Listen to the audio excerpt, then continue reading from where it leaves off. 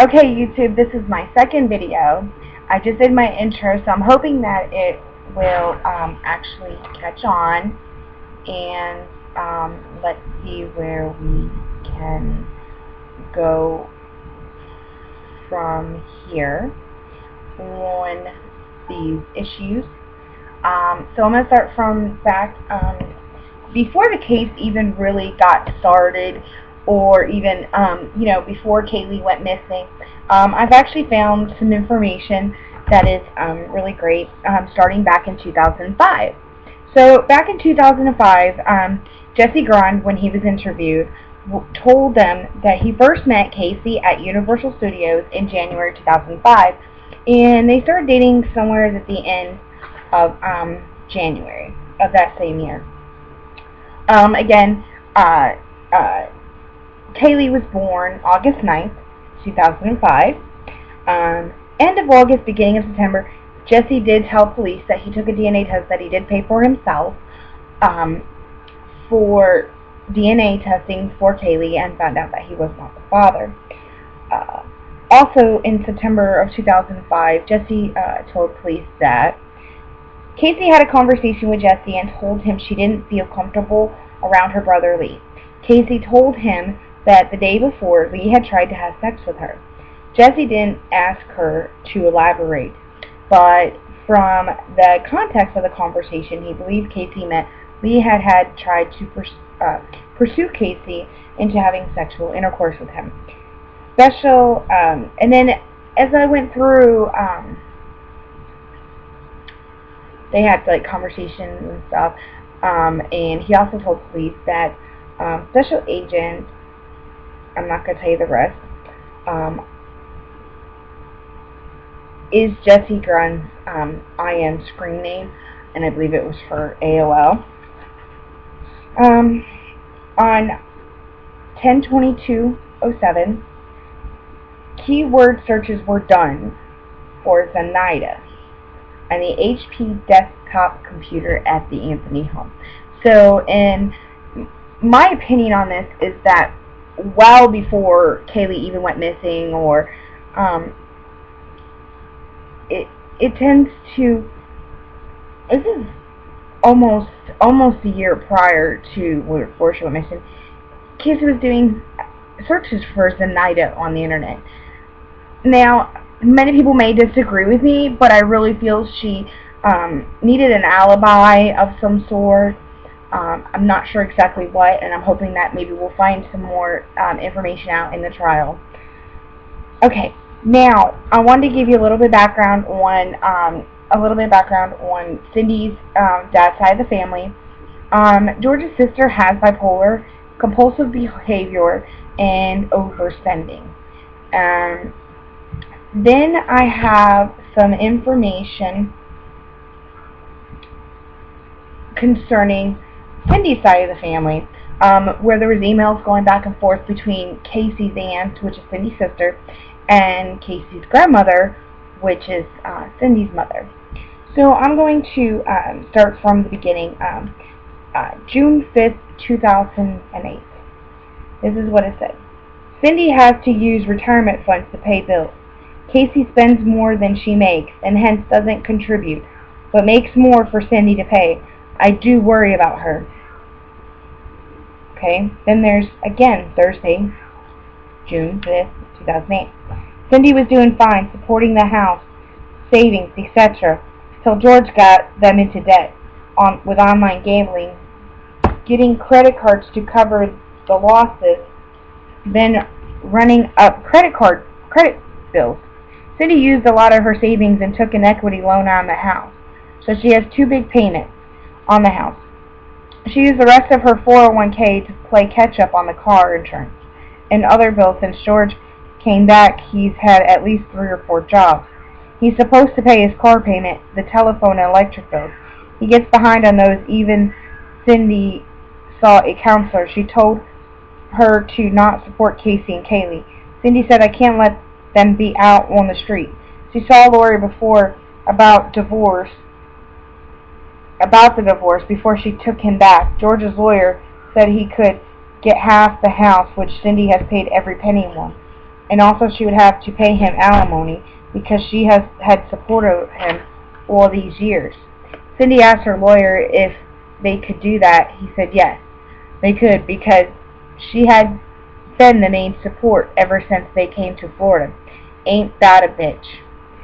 She said, ain't no way he's getting the house that she has paid for, so she has to stay married, knowing she will never get ahead again. Even if she wanted to get an apartment and sold the house, he could still claim half of everything she has. That's why at 50 she is so depressed. All these years of working between George and now Casey, she is living from payday to payday. She says she knows there is sickness that runs in George's family. His sister Sonny is bipolar. Compulsive behavior, overspending is one trait. Lots of others. Casey has it too. Cindy said she had thought of doing away with herself if it wasn't for Kaylee and Dad and me. But with the pressure she's under, even that might not be enough to keep her from harming herself. She said the only thing that keeps her sane is she loves her job, so I guess she's safer working than taking this week off. And so this was a reply from Cindy's mom to Cindy's sister. Again, on 6608, from Cindy's aunt to Cindy's mother. I'm sorry, that last one was from, whatever. She calls George, what a loser. I know they have been married a long time, and he probably hasn't worked half that time. Shame on him. As for paying Casey's credit card, no way. If Cindy's name is on the account, I would cancel that card and Casey would have to do the best she could do. I would make her pay the outstanding amount, and she would not get another card with my name attached to it, no matter what. Cindy is going to have to get tough around there. She needs to let Casey and George know the free ride is over. Who knows?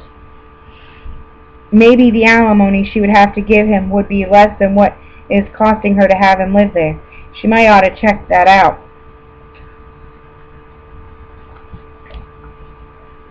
On 608, I know Al was tickled to see Kaylee and Cindy. Their visit made it a great Father's Day for him. That was Cindy's dad. So on 1608, at this point, now that we know that's approximately the time that little Kaylee went missing. I hope you may have heard from Cindy by this time what is going on with Casey. Is she giving her folks problems? This was 7508. That deal Casey tells about sounds fishy to me too. At least she does have the baby with her, not expecting Cindy to care for Kaylee. Is Casey working for Disney or Kodak? On 7608. I'm sorry. I want to go back real quick. On 7508, it shows that they think Casey is lying about stories while she is gone. So this is kind of like coming full circle. When I first found some of this information, it's showing how Casey has spread so many lies, and even Cindy's family was piecing things together about all her lies. So therefore, I don't understand how Cindy and George, maybe not so short, but definitely Cindy, be in denial. The whole family, between Cindy's mother and Cindy's aunt, going back and forth with these emails about Casey and the situation going on at home. This is just absolutely ridiculous.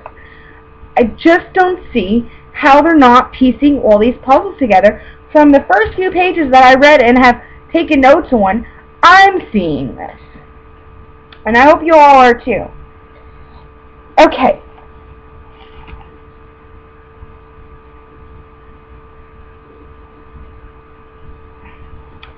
On 7608. I can't believe that, Casey. I wonder where she's up to. Why would she be anywhere other than Orlando? Does Universal have theme parks in those other cities? Or is she just out gaddying around? And is she taking the baby with her, or is a sitter, in quotation, taking care of Kaylee? Who knows what she is doing? I can imagine Cindy is beside herself with worry. I am glad Cindy and George are getting on for now. Cindy sure does need someone to help get through these trying times with Casey. It does sound as though Cindy is working much too hard at home, doing all these projects. On 7608, when Cindy's aunt states, I know Cindy would really want to know who is taking care of Haley. Another red flag. And at this time, Cindy had stated that Zanny was mentioned before 7:15:08 and 6:15:08. And I haven't, on all these things between family members, I have not found one thing that has proven otherwise. I really think, these are stories. So who knows? Okay. There is a guy involved in Casey's life. She better be careful. She'll have number 2 to raise, or should I say Cindy will have another baby living in her home. I know Cindy would really want to know who is taking care of Kaylee, and is she being taken care of properly.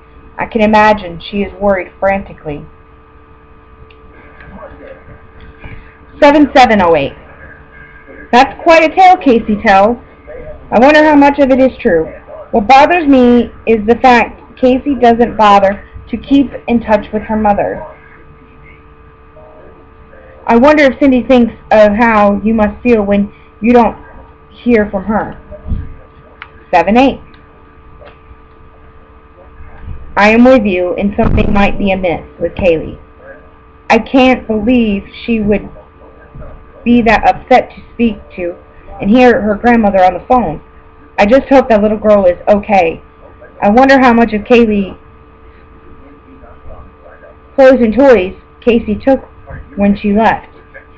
How much of her own things did she take? Seems to me they would be running out of things to wear, etc., of course. I guess Casey could be buying things as time goes by.